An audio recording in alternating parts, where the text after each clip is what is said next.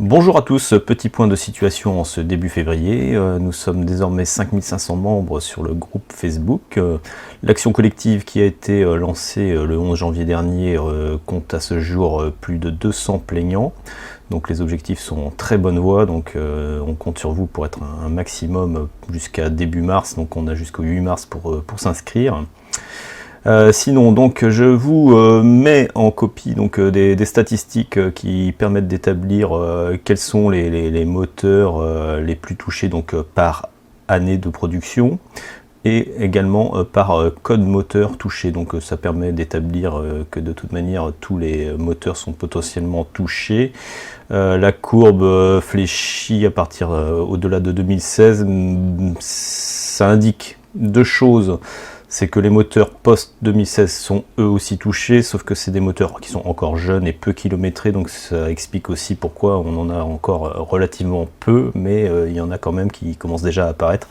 Donc méfiance, les moteurs ont été soi-disant améliorés à partir de mi-2016, mais on pourra l'évoquer peut-être plus en détail. Il faut faire attention sur les moteurs après 2016, à bien vérifier le niveau d'huile à la jauge, mais surtout de vérifier l'odeur qui en émane. Donc je vous conseille de vérifier après un trajet urbain par exemple, de voir si l'huile à la jauge sent très très fort l'essence. Si l'huile est très très diluée, elle est très, en général la jauge est assez peu lisible, donc ça trahit quand même de quelque chose de tout à fait anormal. Et donc évidemment si l'huile est dilué avec de l'essence, ça présente tout un tas de problématiques. Il faut également se poser la question pourquoi le niveau est tronqué avec de l'essence et de l'huile, où peut partir l'huile qui a disparu par voie de conséquence. Donc on est plutôt sur quelque chose qui ressemble à du camouflage pour éviter ou pour repousser un peu plus les inévitables défaillances liées à ces défauts de conception. Parmi les gens vous êtes plus de 1200 qui ont renseigné vos cas de défaillance sur le site Weebly, donc je vous donne l'adresse qui va apparaître en bandeau et qui sera aussi disponible dans les commentaires. Parmi les 1200 personnes qui ont renseigné leur cas sur le site Weebly, vous êtes près d'un quart, enfin plus d'un quart d'entre vous ont signalé avoir subi ces défaillances à pleine vitesse sur autoroute.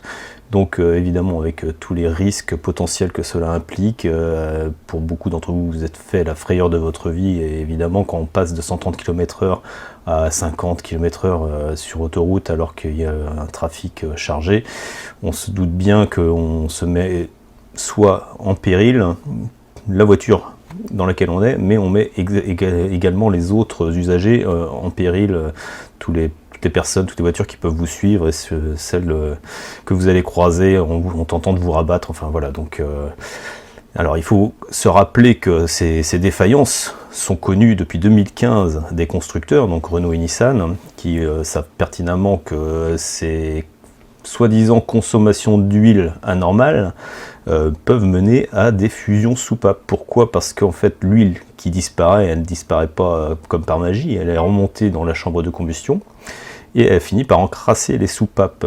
Qu'est-ce qui se passe après? Les soupapes se chargent de calamine et ça peut finir par un phénomène thermique de fusion à pleine vitesse sur autoroute, donc les soupapes qui fondent tout simplement, et donc d'où la perte de puissance, de vitesse soudaine et brutale.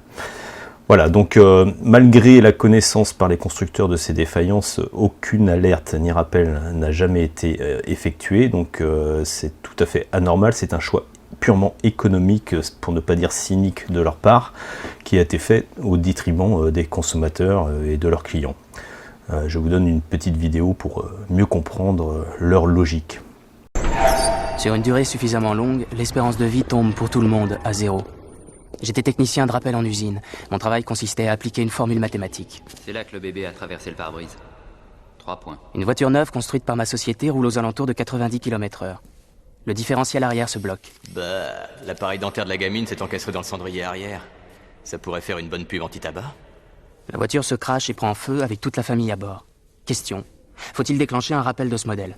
Le père était sûrement très gros. Vous voyez l'endroit où la graisse a brûlé sur le siège avec sa chemise en polyester? Ça fait très art contemporain. Prendre le nombre de véhicules concernés, A. Le multiplier par le taux probable de défaillance, B. Puis multiplier le résultat par la moyenne des sommes qu'on a été condamné à verser, C. A multiplié par B multiplié par C égale X. Si cet X est inférieur au coût d'un rappel, on ne fait rien.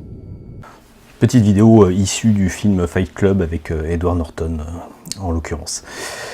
Enfin, pour terminer, donc, je vous informe également de la création imminente de l'association Victimes du Motorgate, donc, qui sera bientôt officialisée. Je vous demanderai à tous ceux qui ont pu être possesseurs ou qui possédaient encore un véhicule concerné par ces défaillances, de rejoindre cette association afin de peser de tout notre poids pour pouvoir parler au nom des victimes face aux constructeurs. Donc ça nous donnera une voix officielle qui permettra désormais de pouvoir servir d'interface et de pouvoir porter la voix des victimes. Cette association a pour but également de porter à l'international cette action, puisque ne pas oublier que de nombreuses, des centaines de victimes, pour ne pas dire des milliers en fait, sont également présentes dans tous les pays d'Europe. Donc je pense Espagne, Portugal, Angleterre, il y a beaucoup de Nissan en Angleterre.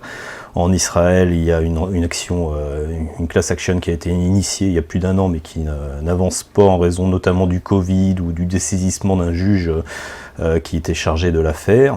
Il y a aussi beaucoup de victimes en Belgique, en Allemagne et dans tout un tas d'autres pays d'Europe, notamment en Roumanie où pas mal de Dacia ont été vendus là-bas. Donc l'association sera ouverte à tous les possesseurs de tout pays, et si vous n'êtes pas touché ou directement concerné, vous pourrez également nous apporter votre soutien via cette association dont le lien sera mis en temps voulu, en temps utile dans les commentaires. Voilà, donc merci d'avoir suivi cette vidéo. Je vous engage à nous suivre sur YouTube et puis à soutenir notre action, puisque maintenant nous sommes partis sur une voie judiciaire contre ces constructeurs bien malveillants, et nous espérons tous créer un précédent afin que cesse ce genre de comportement. Merci.